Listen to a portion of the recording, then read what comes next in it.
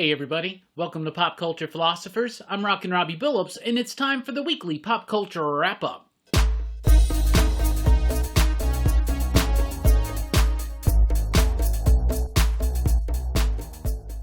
That's right, everybody. Thanks for checking out the video. I am Rockin Robbie Billups. This is the weekly pop culture wrap-up. It's the show where I go over the week's pop culture news, mostly comic books and movies. But before we get into that, I gotta give a big shout out to Josh Brewington.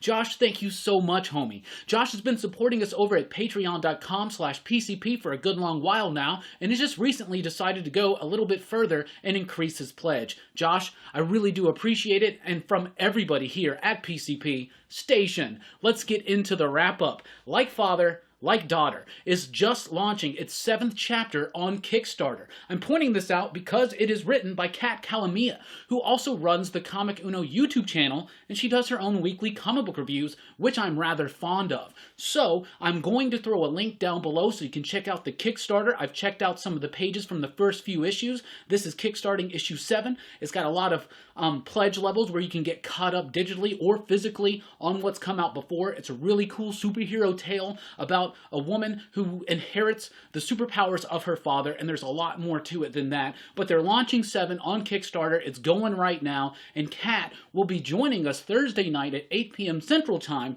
for a Rockin Robbie Live. And I'm very excited to chat with her about her Kickstarter, about comic books, and about YouTube. Geiger is a new one from Image Comics, written by Geoff Johns and Gary Frank. It's got artwork by Gary Frank. That's really interesting. So, we all know that Geoff Johns has kind of been on the outs from DC recently, right? Now, Geiger was a book that Gary Frank was working on with Geoff Johns since they wrapped up Doomsday Clock, and initially, the plan was to launch it at DC Comics, under possibly DC Black Label, maybe that Killing Zone imprint that Geoff Johns was supposed to get that never came to fruition.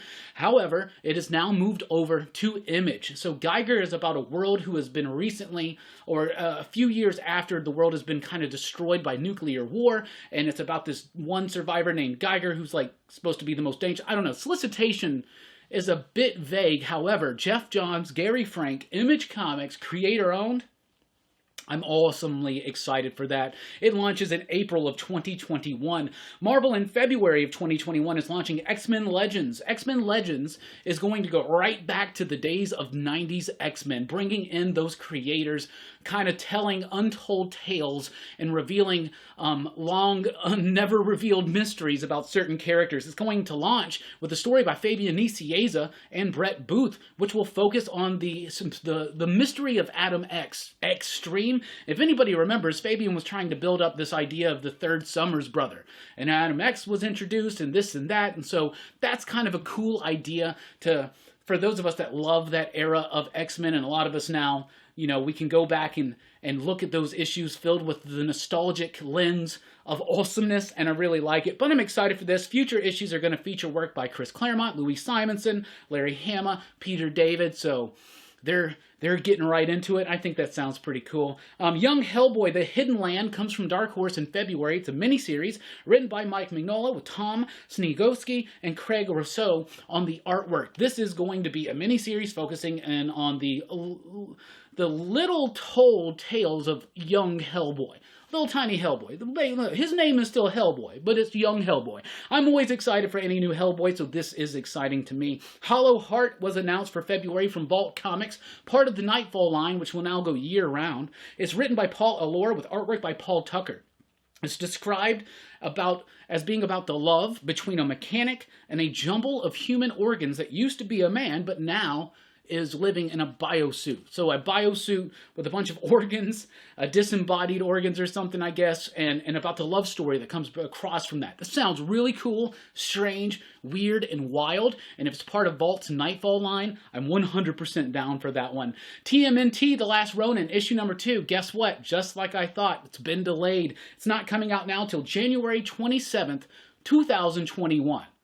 So there you go. I think each issue of this is pretty much going to be delayed. It's going to take over a year for all 5 to come out. I'm pretty certain of that, but we'll see. So if you're waiting on Last Ronin, it's supposed to be in December. It's actually January 27th, 2021 now. It's been delayed like a month and a half. WandaVision has an announcement of a date. It's January 15th, 2021. We initially thought we were getting it in December. but it's January 15th, probably perfectly timed for a little bit after Mandalorian wraps up for people to jump back onto the streaming service and not just leave after Mandalorian Season 2 wraps up. Chris Pratt is going to be in Thor Love and Thunder.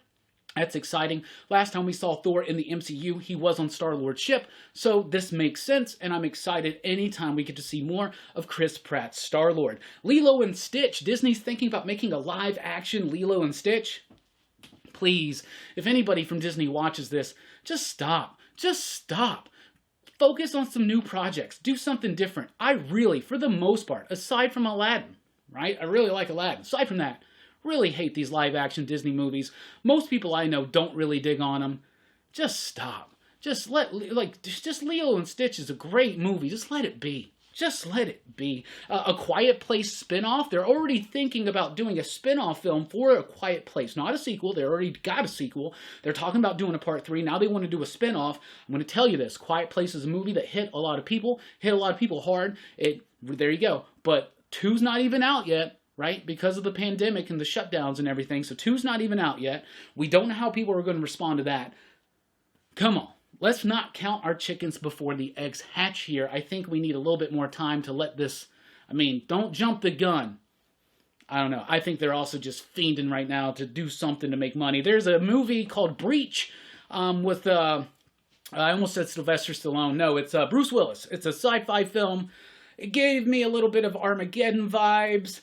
With a little bit of Alien thrown in there. It's sci-fi. It comes out in December. It honestly didn't look that good. I was really excited to check out the trailer when I heard that Bruce Willis is doing a more sci-fi, space-oriented movie. I was like, yeah, let's check it out. But the basic idea is that they're leaving Earth for New Earth, and this is the last ship of people going, evacuating the Earth, and then one of them's possessed by some kind of alien or something like that, and there you go. But the trailer didn't really, woo me or anything like that. So Peter... what's his name?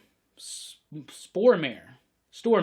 Stormare, who played Lucifer in Constantine, tweeted or was on Instagram, put a picture of himself up as Lucifer from that film and said sequel in the works. And now everybody is thinking that they're actually doing a Constantine sequel, a sequel to the Keanu Reeves Constantine movie.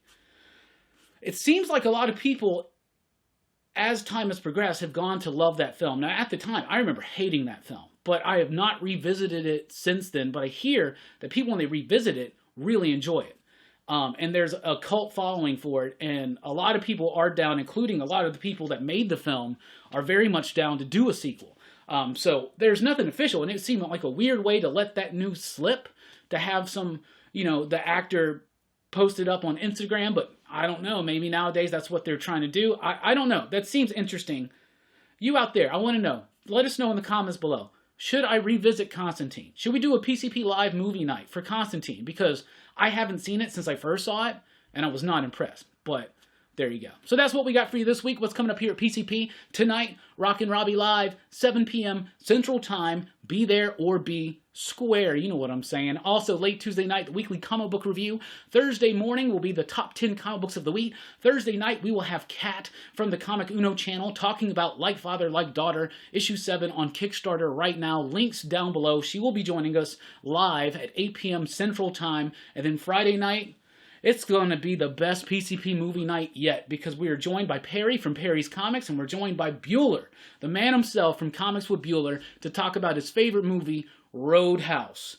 That's right, that's Friday night. That's what we got coming up this week. Thank you so much for checking out the video. Please do like, share, subscribe, click the notification bell so you don't miss a single thing, including when we go live tonight at 7 p.m. Central Time. We really do appreciate it. Like, share, subscribe, all that stuff. I've already said that, right? Didn't I? Yeah. PopCulturePhilosophers.com, podcast blogs, a whole lot more, yada, yada, yada, blah, blah, blah. I'm Rockin Robbie Billups. Thanks for rocking with us. Keep on living.